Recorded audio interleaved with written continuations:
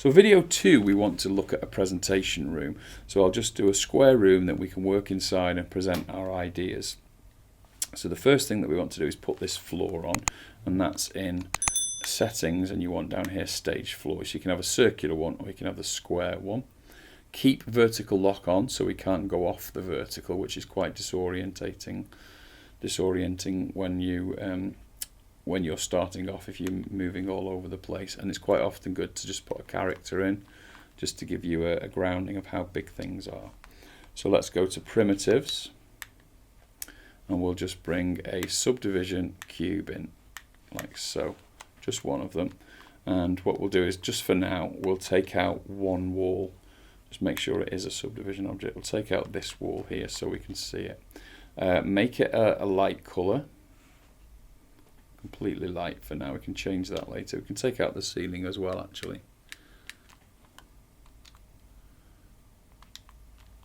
And what that means is we've got a large square room.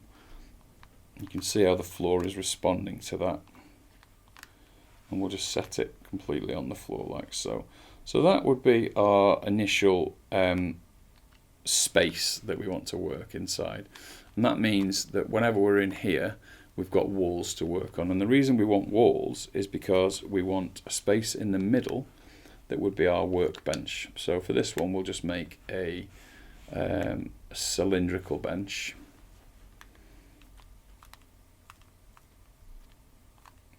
We'll keep it quite low, and that means we can all walk around it and we can annotate and add whatever we want on that. Now the thing about this workspace is we can lock it. Let me make that a bit grey, so it's a grey so we know it's a different one. And we can lock this entire layer by going up to layer and then just lock. So later on, once this layer is finished, we can literally go along and lock it permanently, so, or not permanently but semi-permanently, so that you don't accidentally change things as you're working. So I'm going to make a tabletop here. So I'll make this lower.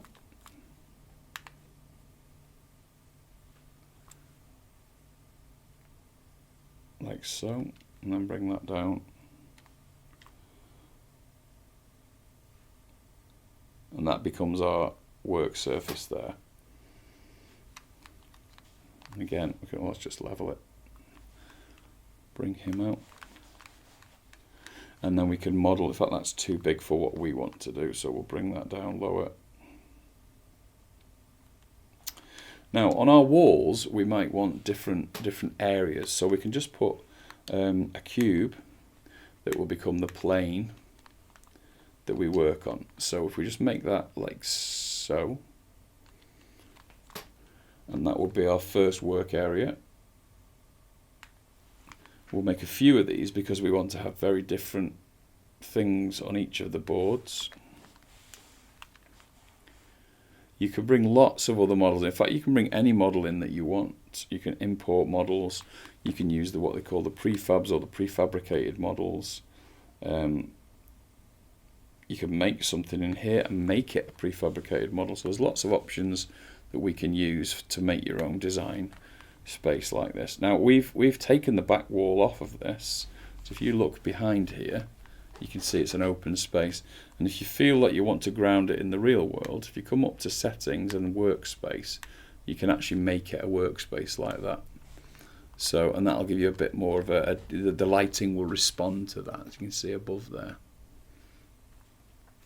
Now, you can make it darker, and that'll certainly give us a different feel, or you can make it lighter as we had it.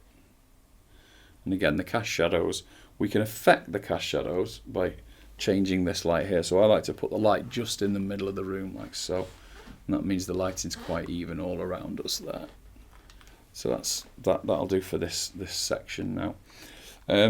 So with our stations, what I always like to do is I'll give a place for each of the participants to go, and in the test that we've been doing, I've liked to colour it so that they know where to go.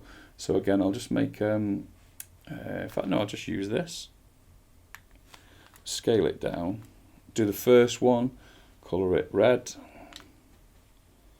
and what that actually gives us is just somewhere to tell people where to go. Forgot to change the colour of the second one.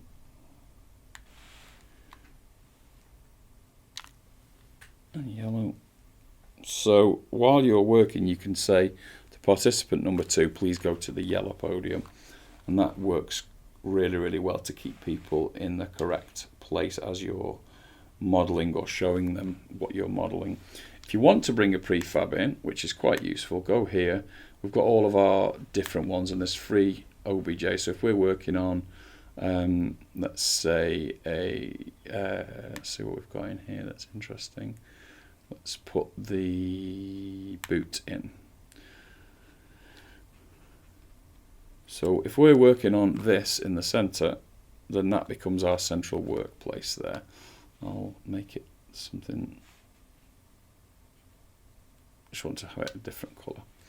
And that means now we can all work around that, and we can edit and annotate and change it as needed, and add different models as we're going. So putting something in the middle of the room does definitely help. It grounds you a little bit. Now with the presentation walls, if you want to bring images in, you simply go to reference images, and we'll just bring whatever we've been working on. So the last thing we worked on was a lot of robots and designs here. So you just bring out the images that you want, all the images that you've been creating.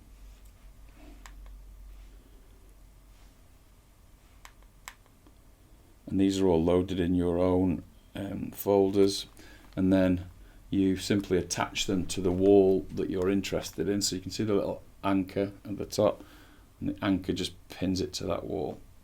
So, and then you can move it around as needed. So if you wanted these ones, we'll just bring them all over here and then anchor them. And this one, we'll bring this one back down here.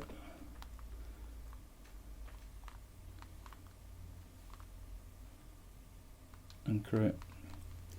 And these, we'll bring them up. These are the videos we've been working on to show all the different ways of using the presentation tool. There you go, and they're anchored in the scene now. So whatever you want to work on, it's quite useful to be able to have all of the reference art around you, around the walls. And again, we've just made a basic square. I'm going to move that boot for a moment. Made a basic square room with places to go, and you can see there we place on the walls what we want to discuss. So let's move on to some of the presentation tools that can help us.